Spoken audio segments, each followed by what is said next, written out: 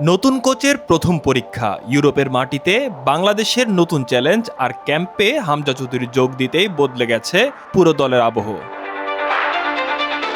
৫ June স্বাগতিক সান মেরিনোর বিপক্ষে মাঠে নামবে বাংলাদেশ, আর এই ম্যাচ দিয়েই শুরু হচ্ছে নতুন হেড কোচ থমাস ডুলির বাংলাদেশ অধ্যায়।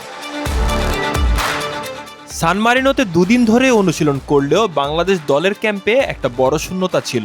আক্ষেপ ছিল পোস্টার বয় হামজা চৌধুরীর।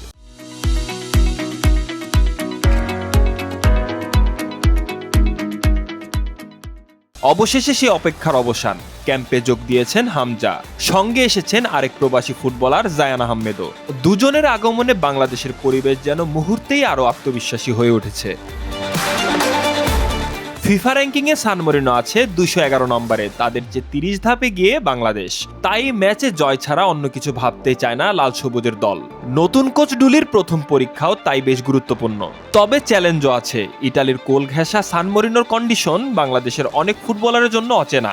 কিন্তু দলে আছেন ইটালিতে থাকা ফাহমিদুল, আবার হামজা সুমিত জায়ানরাও ইউরোপিয়ান ফুটবল সংস্কৃতিতেই বড় হয়েছেন। তাই কন্ডিশন নিয়ে ভয় নয়, বরং আত্মবিশ্বাসটাই বেশি।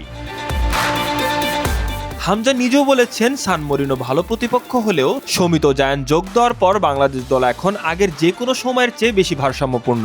এখন দেখার বিষয়, ডুলির প্রথম ম্যাচে কি ইউরোপের মাটিতে জয়ের গল্প লিখতে পারবে বাংলাদেশ। শাহরিয়ার বাঁধন, স্পোর্টস 24 বিডি।